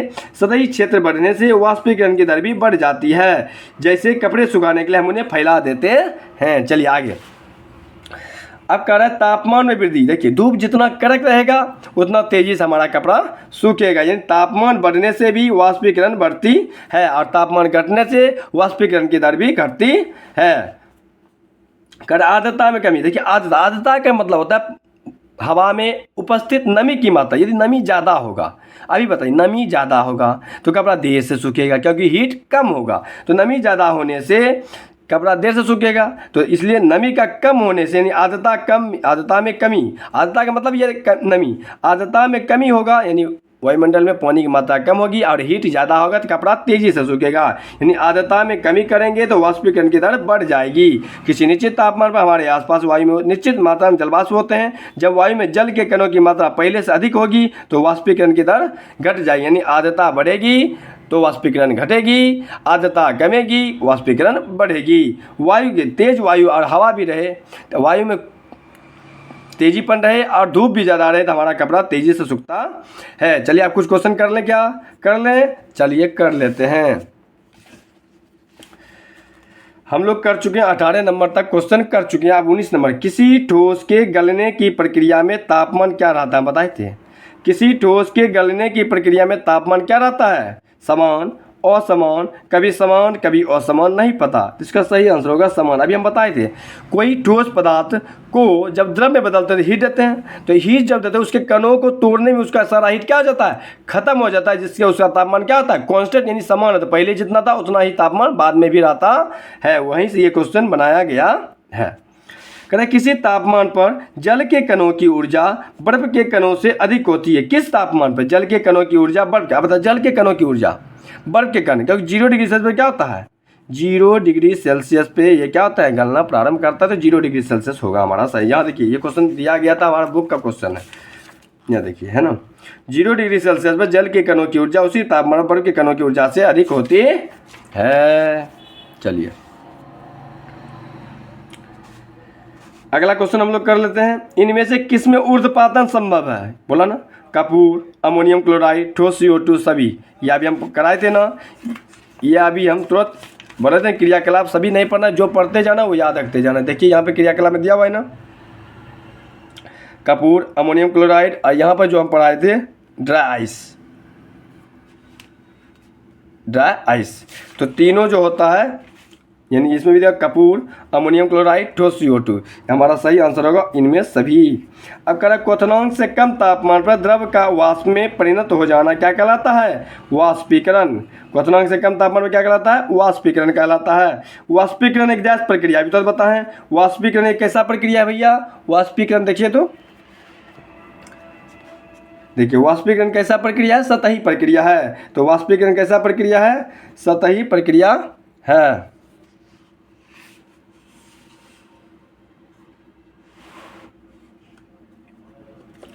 अब यह ध्यान से कह रहा है वाष्पीकरण को निम्न में से कौन सा कारक प्रभावित करता है? ऑप्शन नंबर 1 तापमान, बी आर्द्रता, सी वायु की गति, डी सतह का क्षेत्रफल, ई इनमें सभी।